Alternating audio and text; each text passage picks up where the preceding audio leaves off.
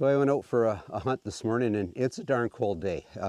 Anyway, I decided to come back and get warmed up by the fire here and make a cup of coffee, but I thought while I'm waiting, I'll tell a story, a wee bit of history, if you would.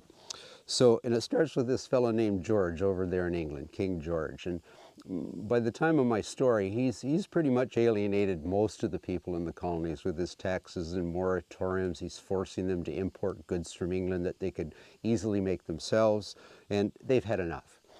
And out of that springs this group of patriotic men. They're intelligent, they're able-bodied, and they become the founding fathers of what we now know today as the United States of America. Ultimately leading to their independence.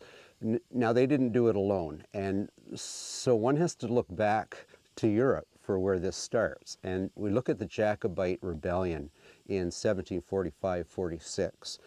And at the end of it, there's this flood of immigrants, Scots-Irish, that make their way to the Americas. And they're a little annoyed with the king, in fact, any king for that matter. Monarchy to these hardy, rebellious souls is something they just can't swallow anymore. And they see the New World as a place that they can escape that. Lo and behold, they couldn't. So you couldn't have a better fighting force when it came to actually fighting the war of the Americas. So if we think about some of the quotes that came to mind that in looking into this, there was a Hessian officer once, he was writing back to his family, and he was in the Americas in the war, and he said, "You can call this war whatever you may, but it's nothing more than a Scots-Irish Presbyterian rebellion." And another one I really liked was Robert E. Lee was once asked, what makes the best race for a soldier? And Robert E. Lee's reply was, he said the Scots-Irish who made their way through Ireland, he said, because the Irish have the dash to take up a position and the Scots have the audacity and the boldness to hold it. So they were a hardy people. They'd had enough. They were hard fighting, and they certainly supported America in breaking free from the monarchy. Anyway, my fire's burned down a bit. I'm going to roast up some green coffee beans, and I'm going to brew myself up a cup of coffee, and then I'll continue with this story.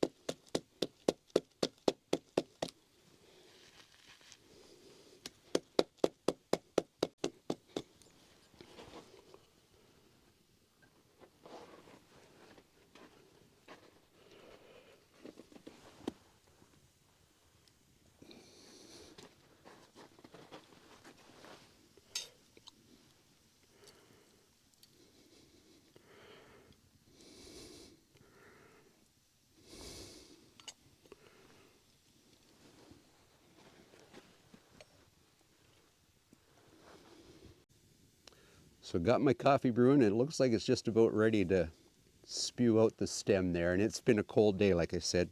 Kind of looking forward to that. But to get to the heart of my story, it actually starts about 40 years before the American Revolution. So we're looking at the year 1738. And to give you an idea what North America looked at that time, the 13 colonies are pretty much boxed in. The French have stopped them on their western border and on their northern border. French are building forts up and down the Ohio and the Mississippi.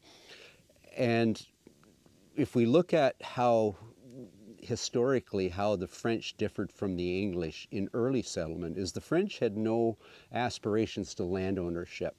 They integrated with the native culture, they married into the native culture. Out of that spawns the Métis people that we know to this day in Canada.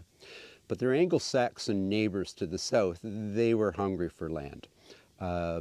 they'd come from a country where they couldn't own it. They were serfs to the king, and they were land hungry. And they didn't really ever develop a really strong alliance with the natives like the French had done. And if they had any alliance at all, it was a poor one. So this leads up to the French and Indian Wars, which literally is the First World War, if you would, because it wasn't just fought on the American continent, it was fought on every continent in the world, or most continents in the world. So we have this build up to that when in 1738, this pretty much unknown to this day, this Irish immigrant named William Johnson immigrates to the Americas. He even changes his religion because his mother was married a Catholic, which at that time meant one couldn't own land in Ireland.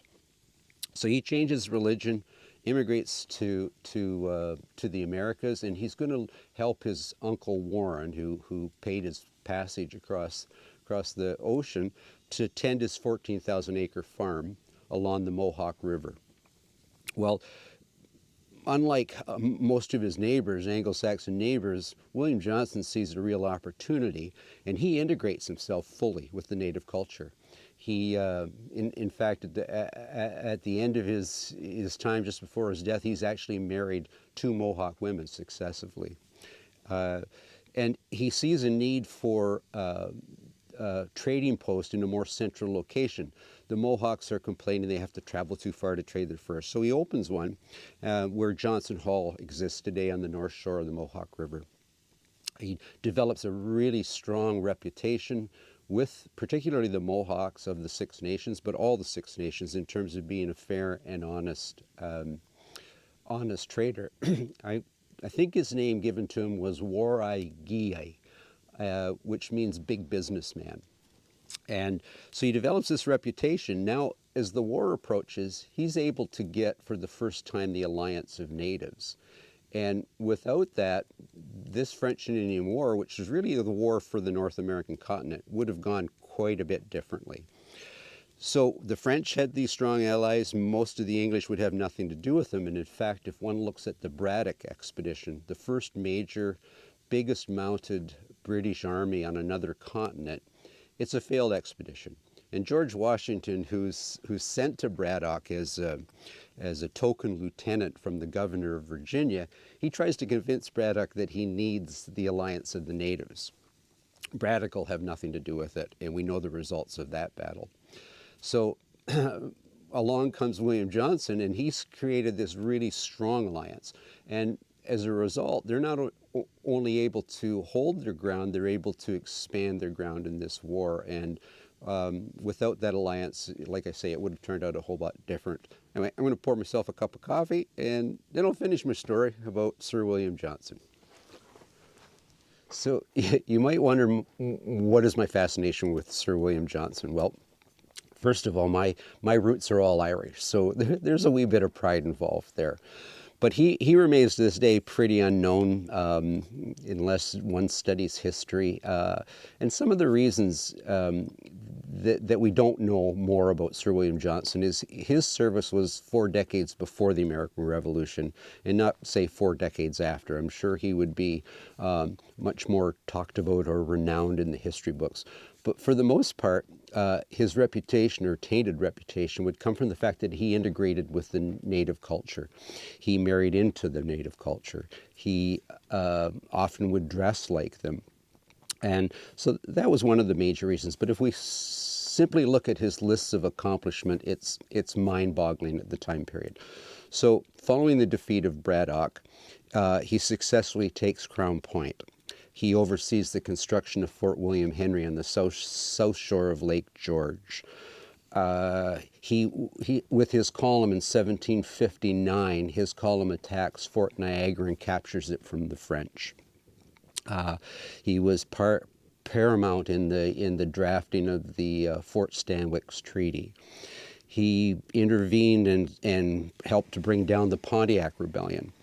He was able to convince the Iroquois Six Nations not to join the Shawnee in Lord Dunmore's war. So a crazy list of accomplishments. And if I could sum up, say, an epitaph, if you would, and it's a quote from from Sir William himself, and I don't think this is verbatim, but essentially he said, "Thank heaven I've never put my self-love is a small sacrifice to pay for the public good." And I think that really sums up the man.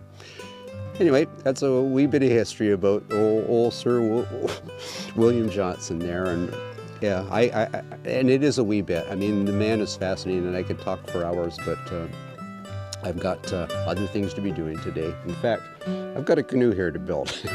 This material's getting ready to make some ribs, and I keep thinking I'm getting at it, but other projects seem to get in the way. But one of these days, that pile of lumber is going to be a new birch bark canoe.